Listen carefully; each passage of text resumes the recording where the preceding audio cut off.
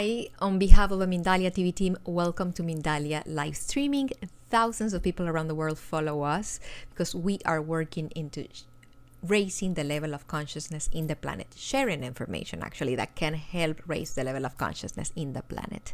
Today we are being joined by Nicolas Policarpio. Nicolas is a sales executive, he is a life coach, and the space that we're going to be having with him today is called Journey from the Ego into the Soul. I'm not going to delay this any further. I'm going to leave you with Nicolas right now. Nicolas, welcome to Mindalia. The screen is all yours. We are ready to learn what you came to teach us today. Beautiful. Thanks for the introduction, Mirna. I'm super excited to be here with you guys. Let me thank yourself first, Mirna, for being with me in this journey. And thanks again for all the family at Mindalia for giving me this incredible opportunity. This incredible opportunity to be with you for a second time and share some of my experience in this beautiful space. And thanks everyone on the other side of the screen who is watching and who are listening to us. So thanks everyone. Now, today I wanted to invite you with me into this journey. It will be a journey from the ego into the soul, from our mind into our heart. It will be a journey from being somebody into becoming nobody. The ego, it's like an illusion, a very influential illusion. And no one has ever seen its face. No one has ever touched it. It's like a ghost that is controlling our lives. It's a caricature, but it's not you. It's just an illusion where we get trapped. I am what I have. I am what I do. I am what other people think I am. The identification with these thoughts is the ego. An all-embracing illusion we brought from childhood that is limiting our infinite potential. A fictitious identity created by the mind. Now, when you were born as spirit. You were born as infinite field of energy and awareness. You were born with unlimited potential. But as soon as you grow up then, you start obscuring your being. You start obscuring your essence, which is already complete, beautiful, and perfect. And you start obscuring it with a set of identities, behaviors, beliefs that you're just unconsciously absorbing from your parents, from the environment, or from the society. And I say unconsciously because when you were a kid, you're not consciously picking up which values and beliefs and behaviors you want in life. You were just observing and absorbing everything around you. So from this being complete and peaceful, you start collecting concepts, points of views, wishes, desires, and you create a separate self that is obscuring your real self. So from this field of unlimited and infinite potential, you start becoming super limited. You start filtering and editing your life based on what you've collected. And you start what I call your tunnel life, your tunnel thoughts, your tunnel beliefs and your tunnel identities. And from infinite, you become finite. And you create this separate self. So you divide yourself into two, and you abandon and move away from your being and obscure it with someone else's beliefs, someone else's thoughts and identities. So you start saying things like, I am this type of person, so I cannot be different than that. I know this, I have studied this, so I won't be able to do the other one. I believe in this and that, so I cannot believe on the rest. And you start limiting yourself. And you wear these masks, and you believe you are that mask. So you start building up a story about yourself, about your life. And in that story, you get trapped. Now, this is the basis of the ego. Now, I'm wondering, why does this happen? Why do we create this separate self if we were born already perfect beings? And in my opinion, this happens mainly because our society promotes this addiction around becoming somebody. Everyone needs to become somebody, apparently. That's what the society wants. They want us to wear fictitious masks and identities and disconnect from our true nature. Because if we were fully connected with our being, we will be completely free. We will be completely free from any matrix that the society is giving us. And maybe we will be too free for them.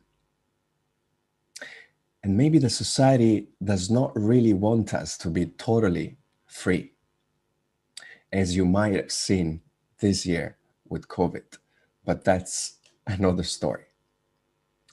So what happens is that when you're born, it's like if you get into the somebody training, you start your journey into becoming somebody. So you go to school, you get an education to become somebody. Your parents want you to become somebody as well. So you start accumulating different identities and masks based on what you have collected, mainly from your family, your society, and the environment. And you start building a story around your being.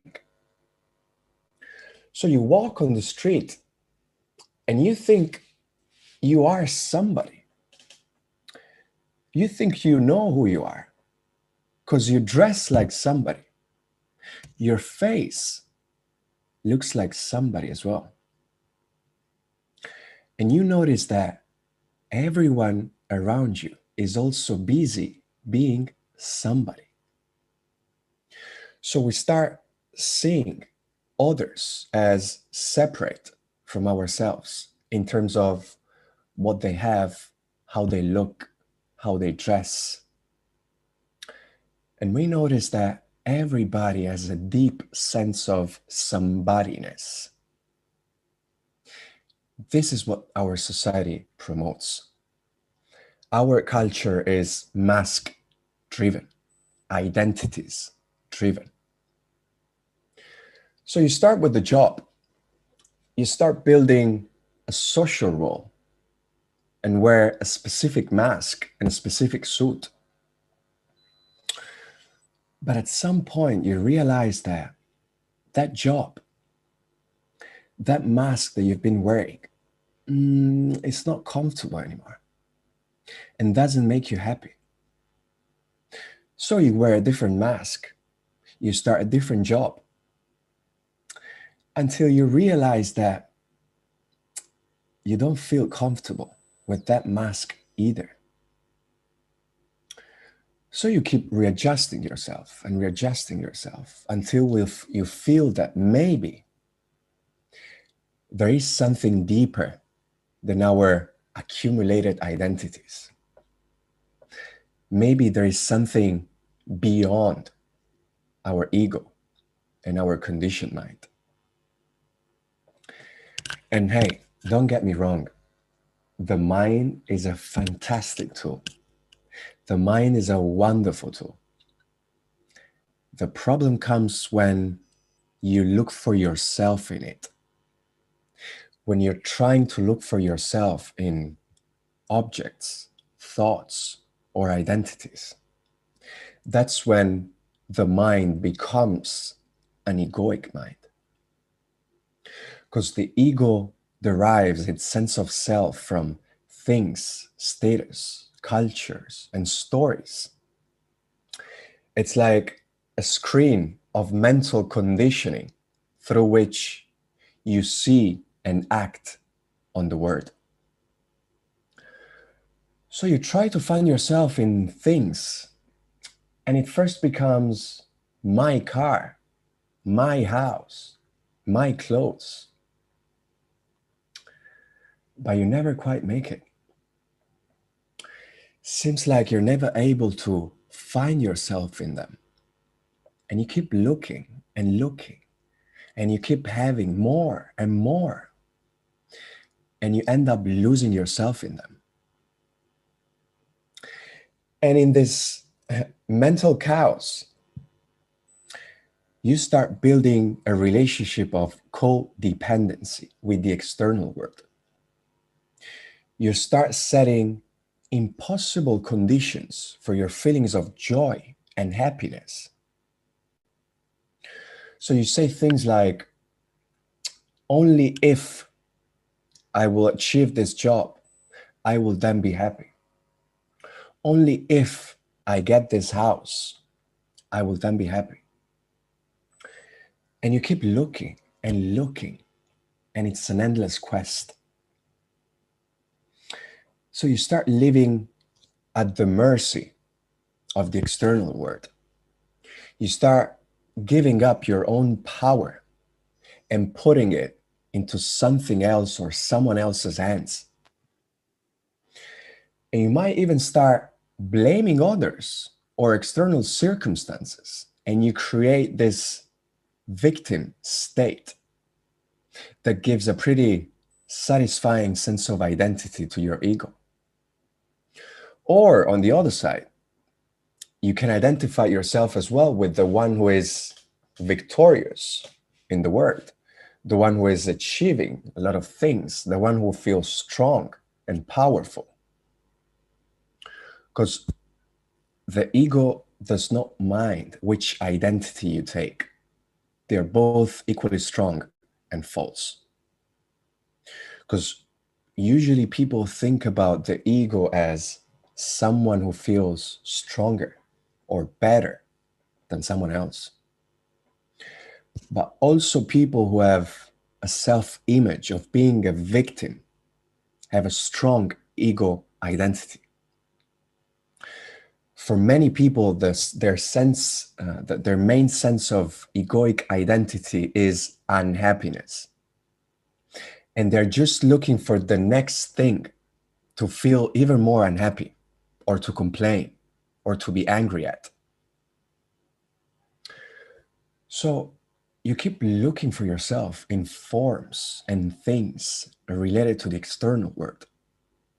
And you start attaining new identities. You start achieving things.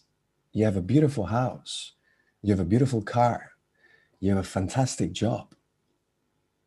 But it feels like it's never enough.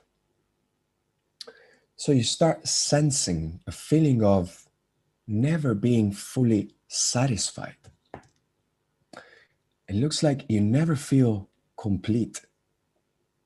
you always have your ego in the background saying, I don't have enough yet. I'm not enough yet. Because the ego tends to equate having with being. The ego tells you, I have, therefore I am. And the more I have, the more I am.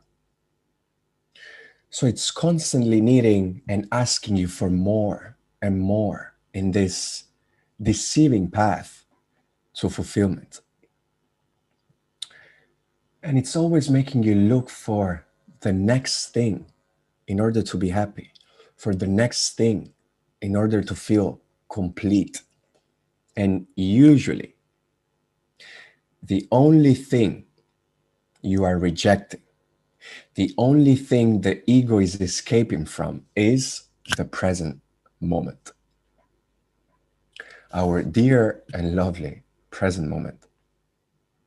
Because the ego cannot exist in the present moment. The ego operates in the past and it's future oriented. That's why it's always trying to escape from the present moment. The ego could be defined simply as a dysfunctional relationship with the present moment. That sense of unease, boredom, dissatisfaction with the present moment, with the present state of your life, which ego is always trying to change or resist. So you start saying, I'm here, but I would love to be there. I have this, but I would love to have that. That's the ego resistance to the present moment. The ego resistance to life. The ego does not trust the present moment. The ego does not trust the universe. It's only trusting itself. And it sees life, it sees presence as an obstacle, an enemy. That's why it's always trying to manipulate the present moment. Now, you will be wondering, right, what do we do then? And yes, our dear present moment is always the answer. Our dear present moment is the antidote to freeing yourself up from the ego. The ego and your mind exist in time. They cannot operate in the present moment. They just can't. Because the ego was born out of those past stories, thoughts, and events that existed in time. So the ego was born out of the past and it's future oriented and will always bring you away from presence and from life. So the next step in human evolution is awakening. Awakening from the psychological structure, from the psychological prison, from the psychological drama that we have created for ourselves. Because so far we have only played on the surface level, which is the level of the mind, the level of the thoughts. So it's now time to elevate ourselves to another dimension, which is the dimension where we all came from. It's the dimension of the creator and the creation. It's the source of everything, which is consciousness, which is awareness, which is presence. So all there is required to become free from the ego is to be aware of it. Awareness and ego are not compatible. Ego only operates unconsciously. So being aware of it will peel your ego off. And awareness is the power that is concealed within the present moment. You are awareness.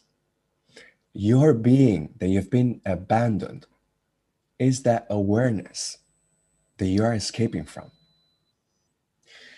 You are the one who is aware of those thoughts. You are the one who is aware of your emotions.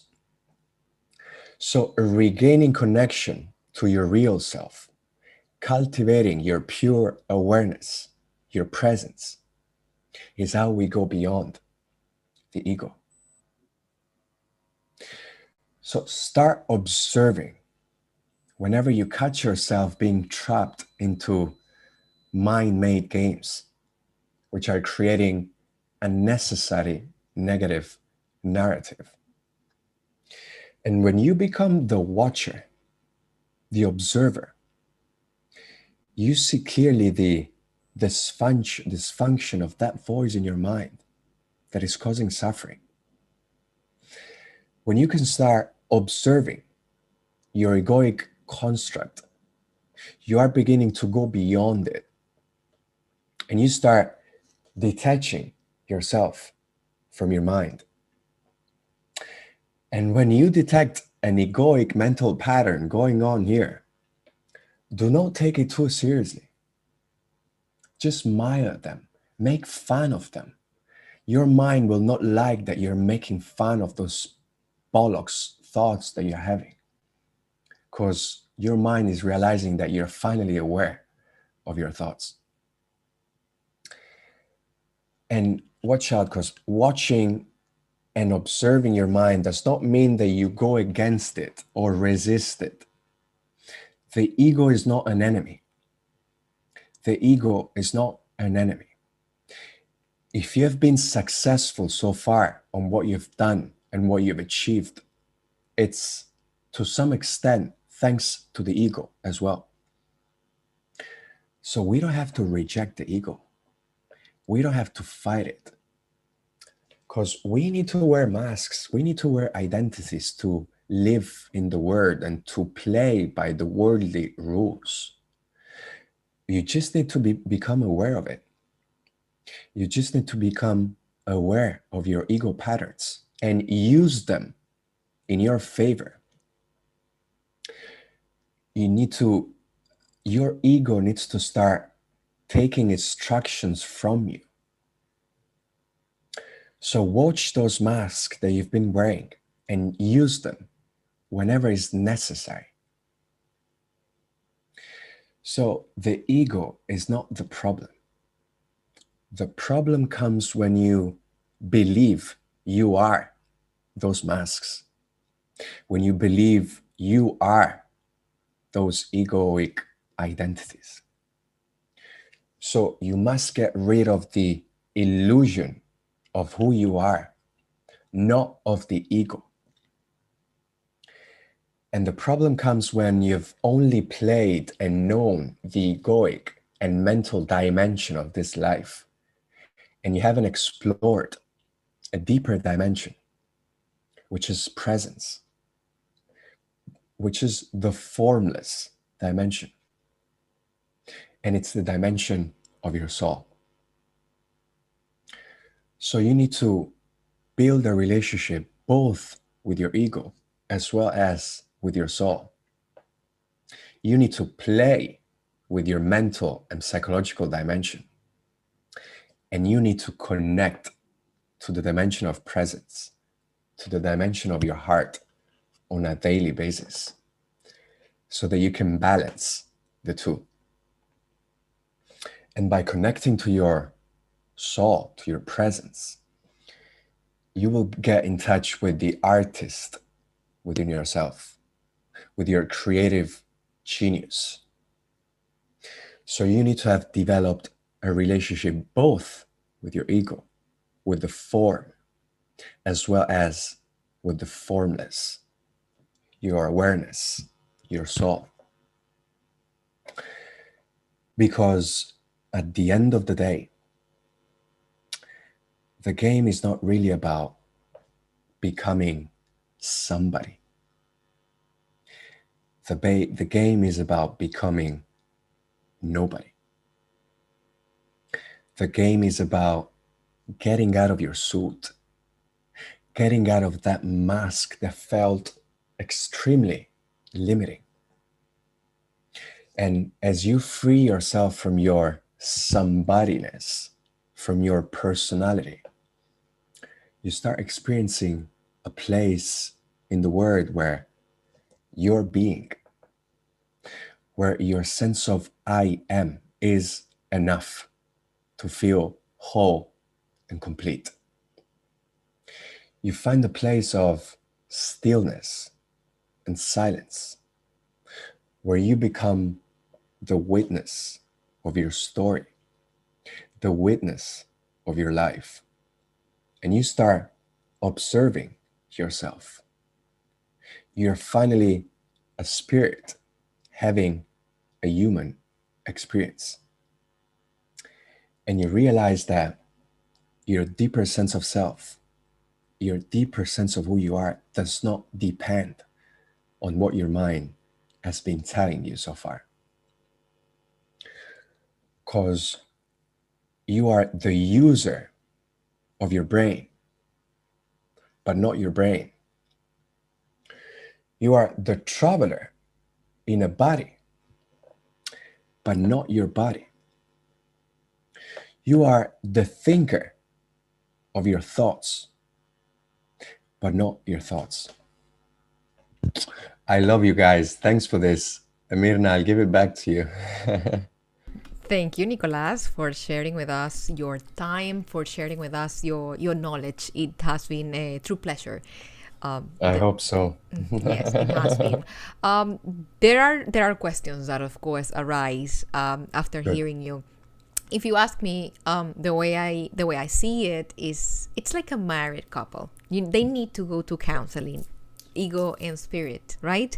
And when they Yes. need to root for each other. It, as you said, I love when you say that they are not enemies.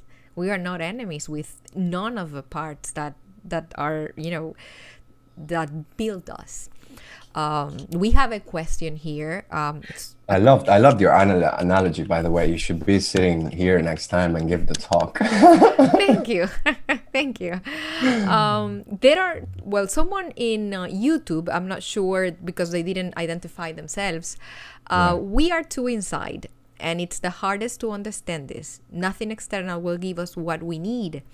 And by two, I mean ego, and I mean, and then parentheses, physical and mind, and God and spirit.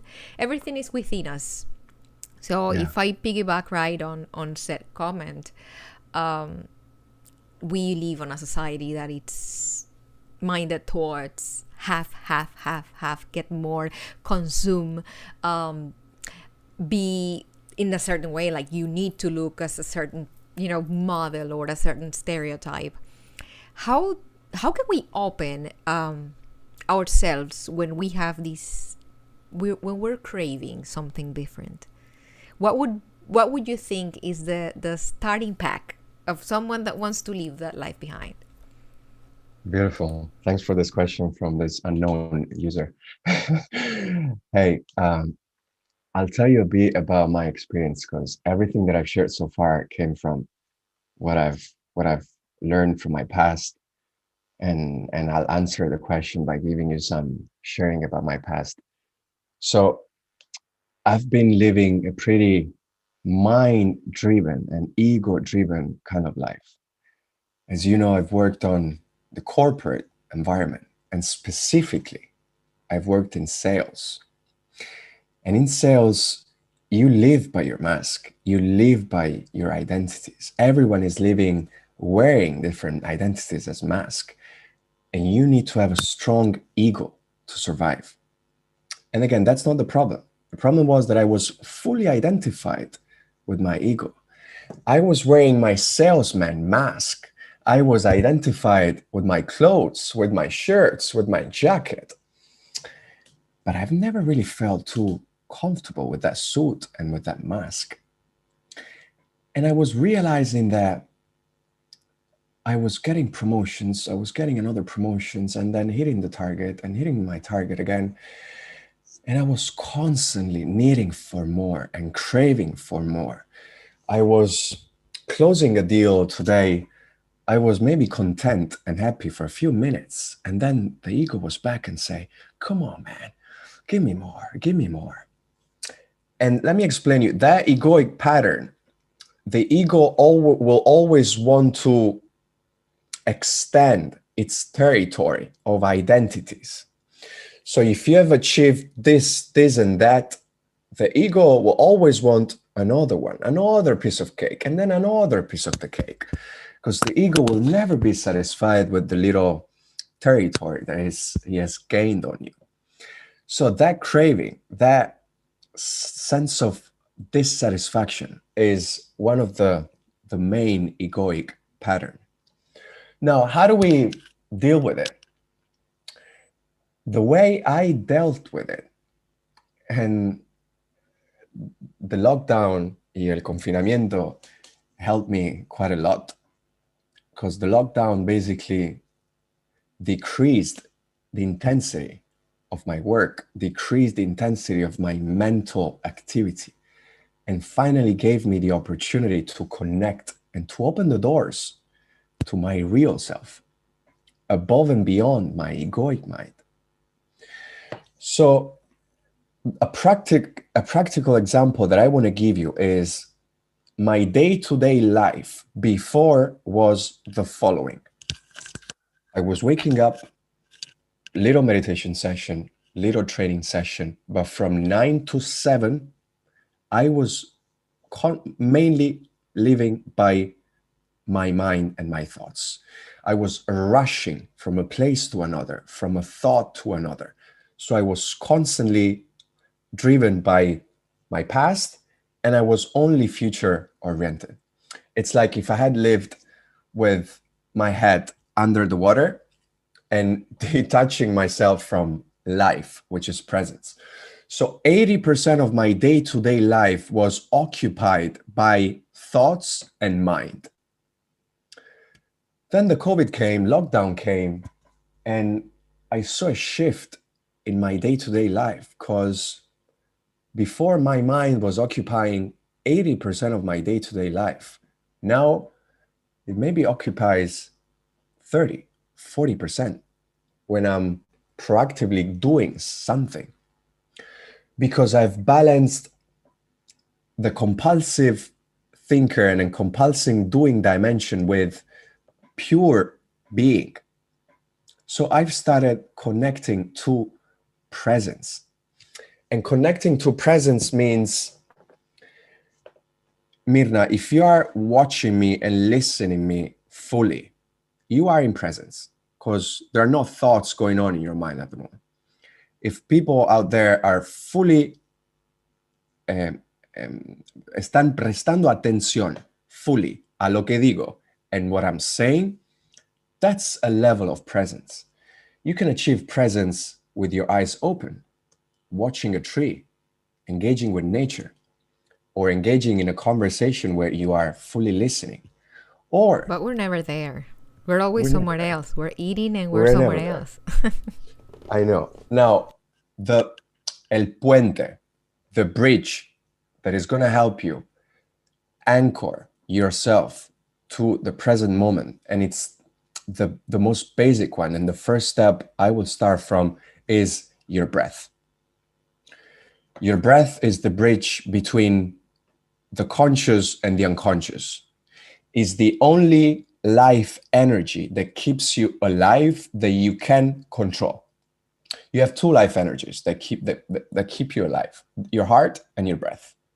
If your heart stops breathing, you're gone. If you stop breathing, you're gone. Obviously, we cannot control our heart yet. We can only control our breath.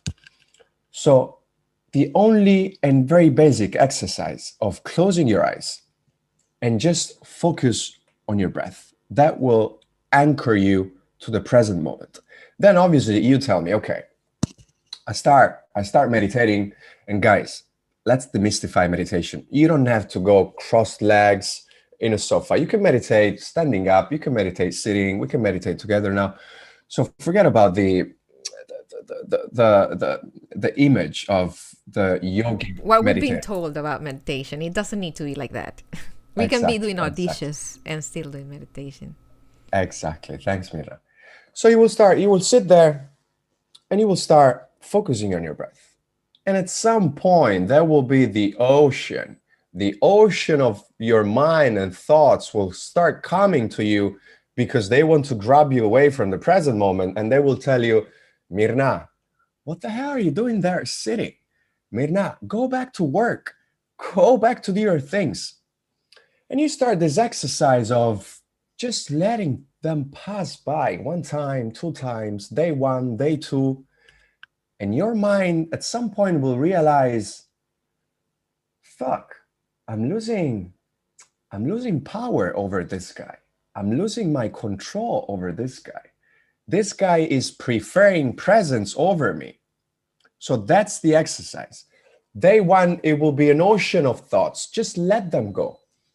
Day two, day three, day four, the ocean of thoughts will be less heavy, less intense, because your mind is realizing, this guy is getting in love with presence. That's how you start building the connection with your being. And at some point, the mere act of breathing will make you the happiest person in the world. And I want to stop there because I could go on forever, but welcome other questions. And we could listen to you forever. Nicholas, as we grow in this path, it starts getting lonely as you are no longer so worried about the handbag, about the shoes, about the appearances. It starts getting lonely because you're not going to be on everybody else's wavelength, on the same I wouldn't say different dimensions. We are not longer belonging to where we used to belong. How would you handle that? What's your approach on that? The change of our pack, I would like to say it, or our tribe. I love that. Look, I would say the easiest thing, the way I started was, first of all, by rodearme, ¿cómo se dice? By surrounding myself with books that talk about this new dimension that we wanna embrace. Maybe you wanna have a guru, but this guru potentially could be Eckhart Tolle or Sadhguru, which you cannot really meet up with. So the first step I started with was surrounding myself with books and then starting to open up to a more awakened tribe. Guys, there are so many people. We are all on this journey. Some of us at stage 1, some of us stage 2, some of us stage 3. But you will encounter millions of people at each stage of your spiritual awakening. And the more you awake, the more you realize that, hey, this thing over here, this is not just one. Are you aware of the thousands of processes and systems that are going on inside here?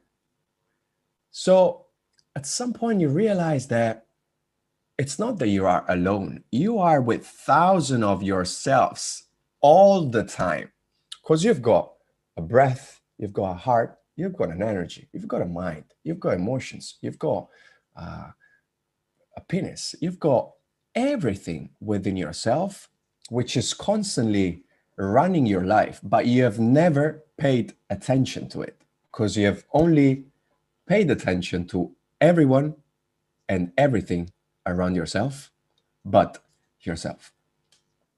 That's really cool to hear. And being the bearer of good news, we start the manifestation of new circles, social circles. As you grow, people on the same wavelength start just appearing out of nowhere. At least it happened to me like that.